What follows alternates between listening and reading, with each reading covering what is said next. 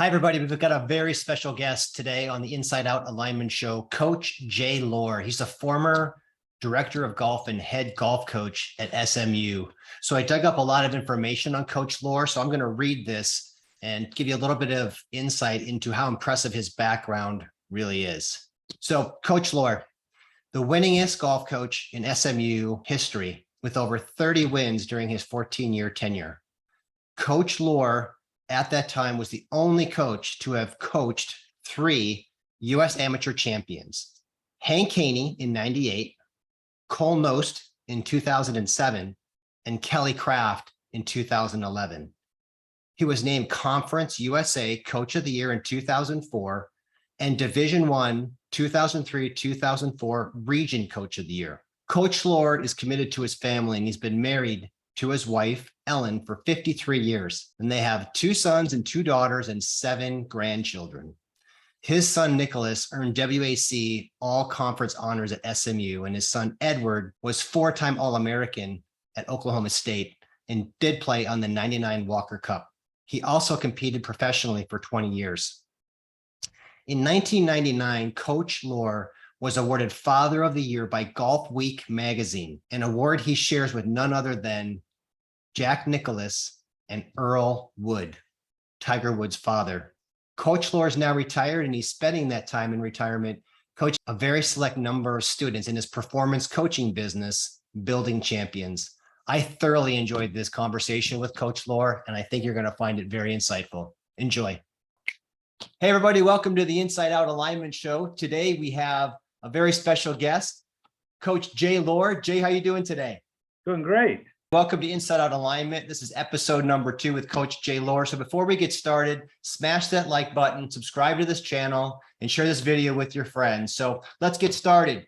Coach Jay, I got to meet you about 15 years ago because your daughter was our night nanny. And I didn't know what a night nanny was, but I'll just say this, your daughter saved our lives because we were knee deep into twins at about 4 weeks. We weren't sleeping. We weren't doing anything. And somehow God put Jennifer in our lives and saved our sanity for those first few months. So anyway, that's how we got introduced. But what I wanted to talk about or start the podcast with today is really your area of expertise and focus when it comes to golf coaching.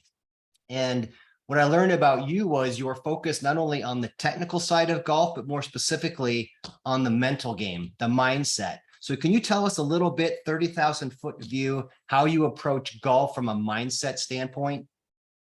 I was reading Jack Nicklaus. I grew up in the Jack Nicklaus era, and he was kind of my idol. And I remember him saying golf is really 2 games. It's you against the golf course and you against yourself. So, and I'd always had a keen interest in the mental game. From way back to when I was a little kid, shooting marbles in grade school and coming home with a bunch of marbles or winning lunch, throwing quarters to a line. Ended up playing a lot of golf with a gentleman named Dr. Earl Woods. And he was quite well known for his dental practice and just about everything that he did. He was very, very successful at it. He took up golf late in his life and really invested in it. And he and I played a lot of golf, and we played a lot of golf matches, high stakes matches, and that was his specialty. And he impressed upon me how important the self-image was. And so, you know, my whole direction was learning as much as I could about self-image. And I would read Lanny Basham at Mental Management was really on top of that, Olympic shooting champion. And, you know, he would say that performance always equaled self-image. And I believed that. And so most of my work was learning how to build the self-image and what a self-image really was and how it affected performance. So it's interesting. I actually took classes. I met Lanny and followed him and read his book With Winning in Mind, which I think is a great book for anyone to read. It's funny how our paths cross with Lanny, and he's got a great story, and that's for another day to talk about how he started out as a kid and people telling him he's the one guy who wouldn't make the Olympics, and somehow he found his way to rifle shooting and becoming an expert at that. And really, you talk about self-image. I use the word identity, the type of person who. I think that's really important to talk about. So let's talk a little bit about then what the mental side of golf looks like from a self-image standpoint. Visualization, imagination, self-talk. When you're working with clients and when you were working at SMU, how did you initially approach this with your players for them to understand this idea of self-image or identity? The way that I would do that, I would get to know my players. I felt like that I knew my players better than any other coach in the country. You know, coaches all have strengths. I think you have to have something that you believe inside that gives you an edge. Learning about my players and their personality types and their brain types, which player would respond to a kick in the butt, and which one needed to have arm around him and encouragement, and to understand how different each one was. And I got really immersed in some psychological testing called brain typing from Jonathan Nienagel. I would have a psychological profile that would give me a huge advantage on understanding the kids. And I think one of the great gifts that you can give a person is to accept them for just who they are and build on their strengths, make them aware of their shortcomings if you need to, but really build on their strengths. I would end up doing these profiles on my I do it on my clients now and also with the team, but they felt like that I believed in them. They felt like that I understood them, and they felt like that I accepted them for who they were. And one of my tenets was, we're either going to win or we're going to learn. Perfect example. When I get new kids in and their first week and their first time out on the driving range, they wanted to impress Coach Loar and they wanted to impress their friends. And one of the first things that I would talk to them about is the difference between striving for perfection and trying to be perfect. And they couldn't understand the distinction. They would come in and go out on the driving range and maybe hit 10 perfect shots in a row and just rake the ball over and hit another one, 10 more perfect shots. They'd hit one bad one and they'd slam their club. And I would say, okay, let's analyze this. You just hit 20 really great shots that you had a chance to build your self-image. But you just took that as well, I'm supposed to be able to do that. I'm a college player. You hit one bad shot and you put all this emotion to it. What your body and your mind remembers is what you put emotion to. And I said, we had 20 times to build your self-image, but what you do in that 20 minutes, you took your self-image down. I always explained the self-image was like a bank account. Every time that you had a chance to give yourself a pat on the back, it's like they would come in like, well, it's expected, and they would miss all those opportunities. So they had 20 times chance to make a deposit and build that self-image. But what they did is hit that one bad shot and they would take it down. You said, how do you go about helping them build their self-image? You make them aware of what the self-image is. And, one of the things I learned from Lanny Basham was to go neutral and instead of negative. One of the things that I remember you sent me, let's talk a little bit about pre-shot routine or so forth. But what was even way to me more important than pre-shot routine was the post-shot routine. And to get the kids to just take that for information and not emotion, and to gather information so that they could have their energy and their focus on the next shot, and instead of taking their self-image down and getting into the drama and one shot leading to another bad shot to another bad shot. That's great. And wasn't it Lanny who said on the post shot to have three thoughts when you hit a shot? One is, that was a great shot. Awesome. More of that. Second is, okay, that's pretty good. And then if you hit a bad shot, the worst you would say was, or he would say is, needs work. It was never like, right? Was that Lanny that had said that? Yes, it was.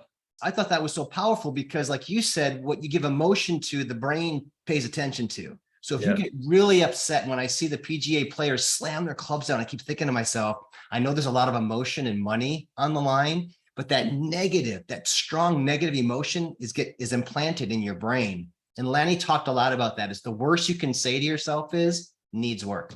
Yeah. Well, and the pros that are succeeding, they have learned the skill of letting go. They don't stuff their emotion. If they're going to let an expletive fly, they're going to let it fly, but they've got the ability to immediately refocus and get back to business. Whereas the amateur and the college player that's learning, it takes a little bit longer to do that. So that kind of leads to my next question is this idea of, having a temper, nerves, stress, tension when you're really upset. So how did you kind of help? Because I think it does start with awareness. You talk a lot about you have to make sure they're aware of this idea of self-image. How do you help create more awareness that this tension, this frustration creates all of this? Because this is it. This is your magic. When your hands are tense, you don't golf well. How did you kind of play that out? We would picture, I don't know if you can remember, in a feed store, they used to have a scale where they would measure things, or a pharmacy scale. And you could put expectations in one side, and then the other side would be frustration. That, I call that the emotional scale.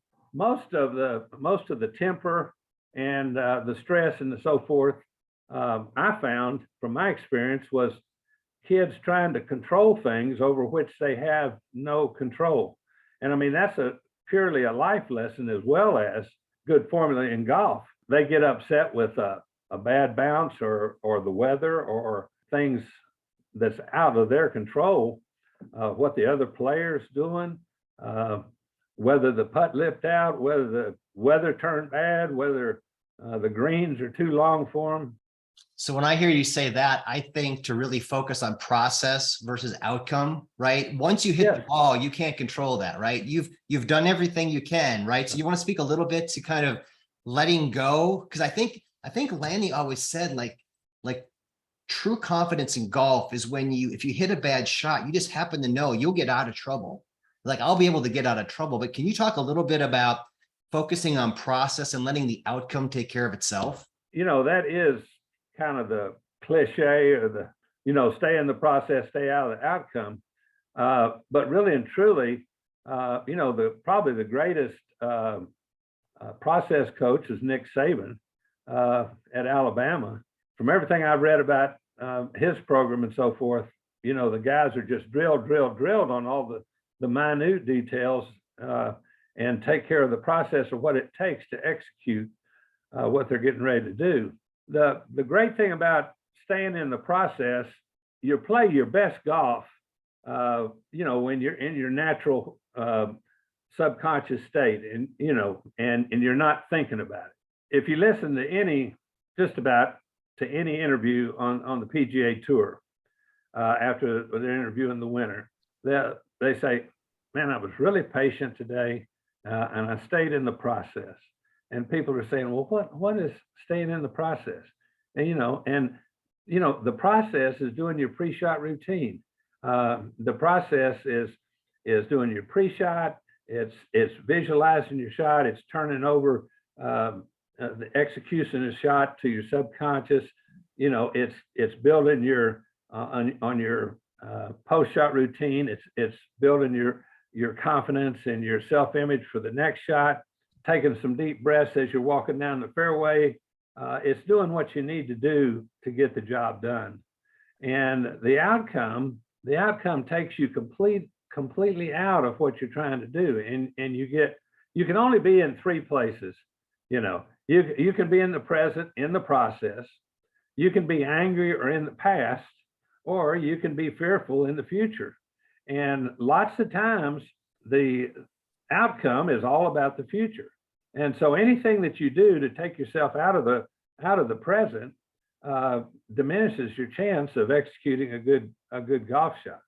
Yeah, and I think there's also a lot of power in trusting that you've done the work, because I've had it explained to me is that when you're conscious, when you're sitting above, you got the left brain and the right brain, right? You got conscious and subconscious, and subconscious pretty much has said, I got this. We've done the work. Trust me. I know what to do. Just trust me. Conscious is like, whoa, whoa, whoa. I know what's going on. Conscious is creative, right? Conscious is present. Let me tell you, adjust that grip pressure. And the conscious and subconscious go back and forth. And what it does is it creates tension.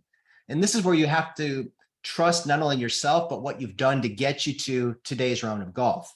And I've always thought, just on that front, if you can just stop being so over analytic as you're over the shot, just trust the process, right? Because the pre-shot routine gets rid of all the tension. It's a process, just autopilot. That's subconscious, right? Yeah. And that's the power, because it all comes back to tension. But I want to transition to two things. I heard Jordan Spieth say, as he's sitting over the ball, looking at the shot, he picks a target as small as he can.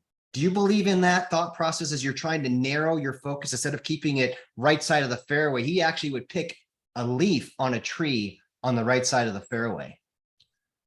Well, and you know, who would I be to argue with Jordan Spieth? But what I can say is there are different brain types that some brain types can visualize, some can narrow that target down, and Jordan Spieth's brain type can do that.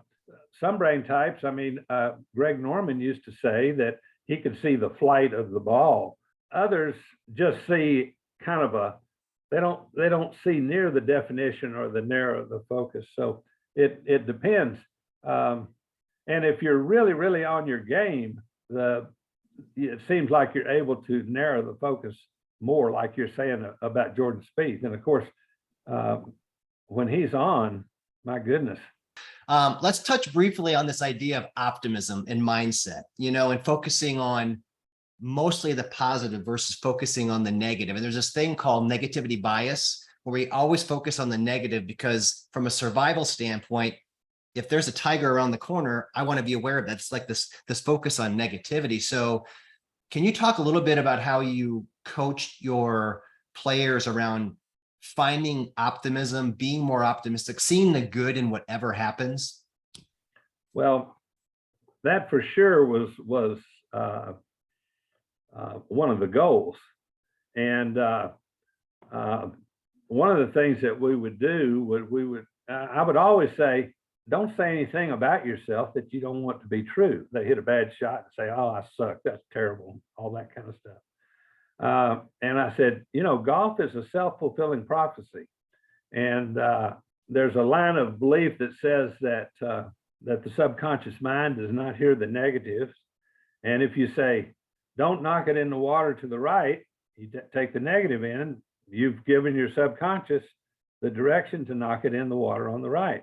Yeah. So we would talk about from that angle, and then say, let's redirect, find a target, commit to the target. Now, when we do a practice round, we would always locate the places where you don't want to miss, because it would be hard up and down. And you hear that when you watch in Augusta, all the different players that, the newbies that are just out there for the first time want to play with the veterans, because they know the places you have the best chance of making par or birdie, or not having some kind of crazy shot that you think is perfect and it spins off the green and you're 50 yards down the fairway. The brain is hardwired for survival. It does take a concentrated effort, but once again, it's kind of awareness and acceptance, and then action. Yeah, I've heard it said that the subconscious is your dutiful servant. It doesn't care if you say something positive or negative. It's very subjective. It'll take whatever you as gospel. If you have a negative thought going into a swing, it's like, okay, I got it. And you keep repeating this negative thought. The subconscious is basically saying, okay, the last 10 times when you went up to this par 3 and there was water, like all you focused on was water. So I don't care what you tell me now. I'm focused on what you've done consistently in the past. And that's where I think trying to change behaviors and trying to change mindsets, it takes a lot of repetition. And like you said, awareness and consciousness. So it's that training of going up there and not seeing the water, but seeing that little slope behind the pin. That's where I'm going to hit it. So we're getting close to the end here, Coach. You've been great. I got a couple of questions and then we'll wrap it up. What about this idea of caring too much? Lenny talked a lot about this, caring too much and caring too little and caring the right amount. I know when he first got his silver medal, he said to himself, I wanted that gold medal too much. So I had to move back to just trust the process. And I had to care a little less to kind of allow. It's this idea of allowing versus forcing. Have you talked much about that with your players on trying to want it too much? I liked it. I always did the 3 C's. You know, you can have the player that's too careful, that's too conservative. Then you can have the player that is too careless, is just wild. And to me, the state that you're looking for is carefree. You don't want to be too careful. You don't want to be careless, but you want to have a feeling of carefree, which is a feeling of confidence and let her flow. Yeah, that makes a lot of sense. How do you define winning? I remember Lenny would talk about putts and he would say, if you hit the putt exactly the way you wanted with the right speed and it didn't go in, you still tell yourself, I made the putt, it just didn't go in. So how did you frame winning with your players? You know, back in the 50s, one of the great motivational speakers was a guy named Earl Nightingale. The Strangest Secret, wasn't that his book? The Strangest Secret. Yeah. That's exactly right. And, you know, he said success and winning was the gradual realization of a worthy ideal. So as long as you're working towards your goal, as long as you're using a growth mindset, we either win or we learn. You look at that in contrast to the mindset, the fixed mindset, where let's just say you had a player that worked really, really hard and he had a growth mindset. He finished second. You know, the guy with the growth mindset is saying, wow, I almost made it this time. You know, I'll pick out all the positives that I did, see what I needed to improve, and I'll be that much closer to the next time. And, you know, the guy with the fixed mindset is, oh man, you know, and he feels like a failure because he didn't win.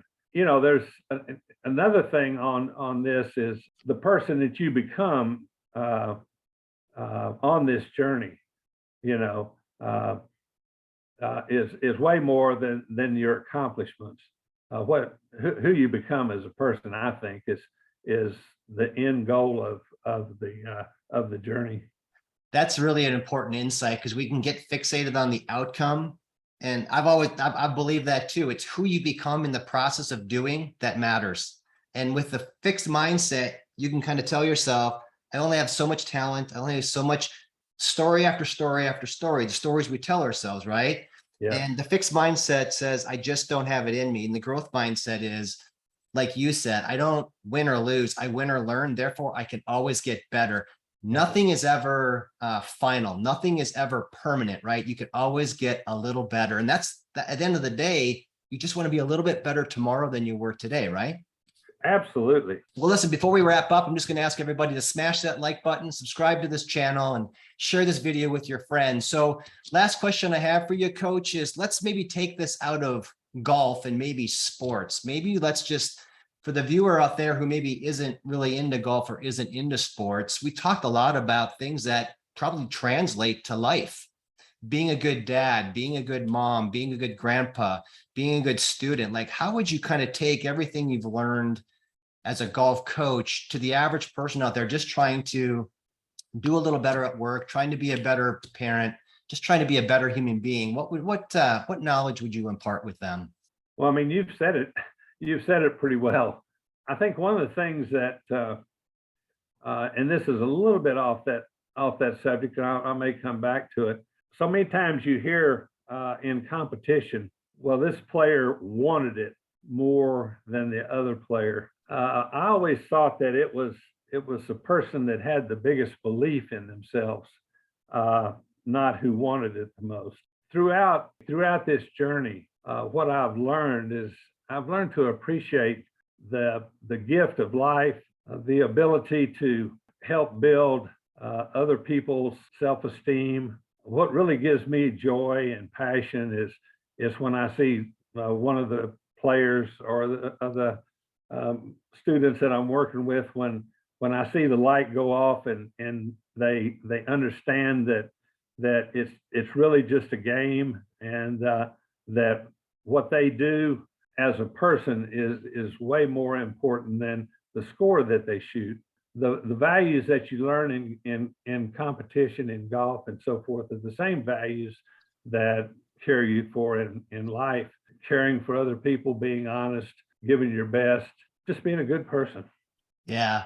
Yeah, I could tell you, Jay, Coach, you have a lot of fans. I know in your family, you've got a lot of fans, and in the golf community, you have a lot of fans. And I hope through this interview, you're going to get some more fans of people who didn't know who Coach Jay Loar is. But I can just say, in my personal experience with you, you're just a high quality individual. I can tell that you're passionate about teaching and educating and creating awareness. And I feel very blessed to have the opportunity to know you and to have this interview. So thanks for taking the time, and I look forward to doing this maybe again down the road. Well, that was a great pleasure, and I appreciate you having me on the program.